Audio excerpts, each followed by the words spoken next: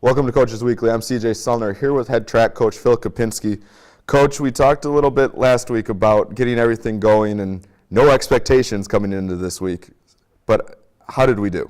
We met the goal of no expectations. So we went in there. Obviously, it's first meet of the year. We'd only had a handful of practices underneath our belt, so to speak. And as much as we give everybody their individualized plans over the break, weather and facilities dictate sometimes how much they can and can't get done. But surprisingly enough, we still ended up with a handful of personal bests. Jabril Job in the men's long jump, 6.1 meters, set a personal best. Joe Dazinski in the weight throw set a personal best. And Mimi in the 3K set a personal best there. So we actually had three that I know of offhand.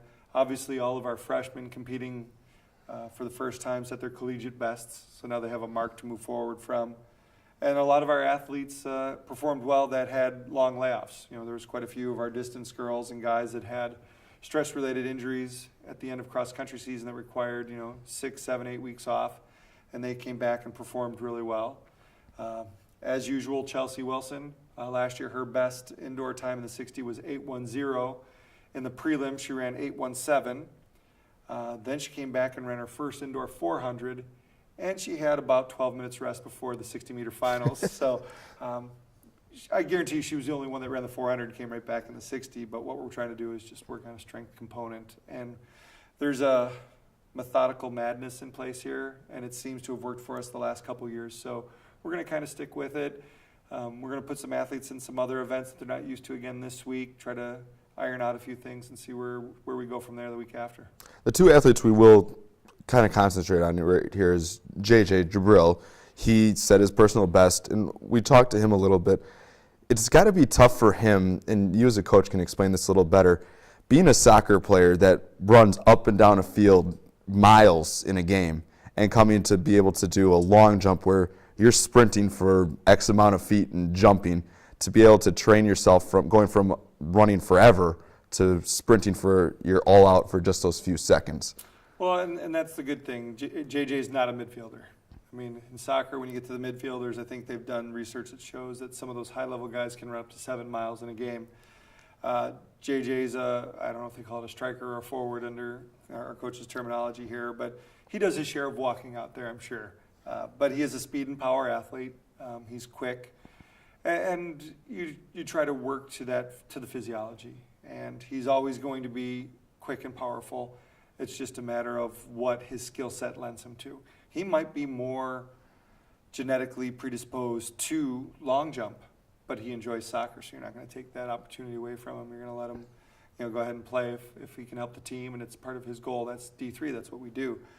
But as a speed and power athlete, selfishly, I'd love for him to just focus on that and get into a 12-month training cycle there, because then that 610 can easily become 650 or 660 because we're only working the muscles we need. But he's a pretty good athlete, so his ability to bounce back and forth, and some would argue that the soccer helped. At least he wasn't sitting on the couch all fall. Mm-hmm. So we're happy that he has that opportunity and excited to see that he had such a good jump early, because so much of that long jump is the approach and the technique, and have your footing in the right place and make sure you're hitting the board at the right spot. The other one we'll talk about, Miriam Akishel, you put her up for Athlete of the Week this week, and she's up for Athlete of the Week in the conference for women's track. Talk about her performance, as you said, a personal best. It's just one of those that we didn't expect. We went into this race with a plan that we were going to get through the 2K at a certain point. After the 2K, it was up to every athlete, depending on how they felt, if they wanted to drop out at whatever point, because we wanted to reinforce running at future race pace. I didn't know she was going to set a PR that day, a personal record. She just got into a rhythm, and she went out comfortable, and it just really worked out well for her. She's another one that missed some time at the end of the cross-country season, so for her to come back, her first race in, even though it was only about 2 seconds, personal best, it's a good sign for things to come. She's a hard worker. She works really, really hard at what she wants to do, and it's one of those kids that you look to as a lightning rod for all your incoming freshmen. Try to be like Miriam. Now we go from this week we had no expectations. I got to ask, what are we moving to this week? It's got to be a little higher than no, but I'm not expecting even maybe 25%.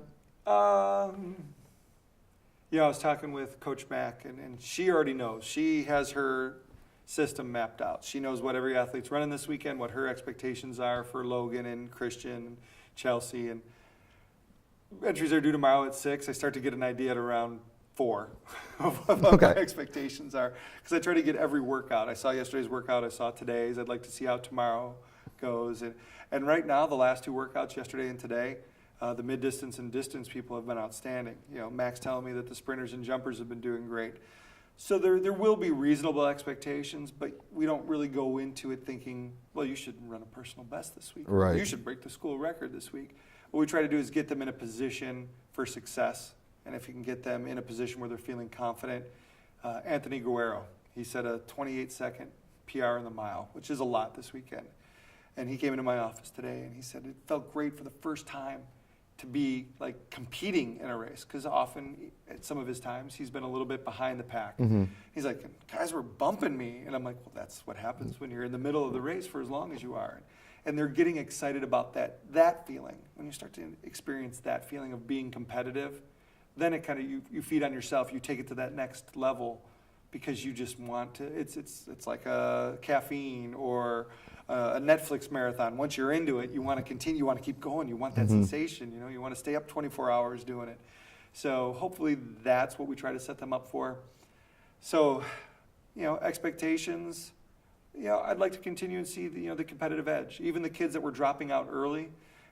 Josh Warren, dropped out early in the 3K as part of the plan, but through 2K, he was running probably close to school record pace. Mm-hmm. So, we'll elaborate and try to get a little bit further, come up with a plan, try to keep them guessing a little bit on what events they're going to do. But we're definitely trending in the right direction based on the early returns. Now, another question I got to ask. Did your promo for getting Andrea to come in to help you coach work? I think she's going to run into one conflict. She's seeing if she can work around.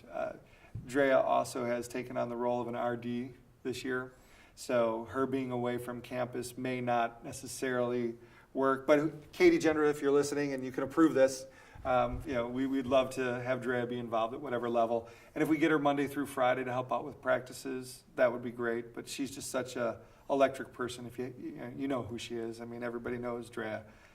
We'd love to have her if she can make it work, but responsibilities and to the campus community supersede the responsibilities to us. Understood. Well, I'd like to thank you for coming in today. Cougars looking to improve, expectations a little high. We look forward to seeing them compete coming up here this week. Thank you for watching Coaches Weekly. I'm CJ Sumner for Coach Phil Kopinski.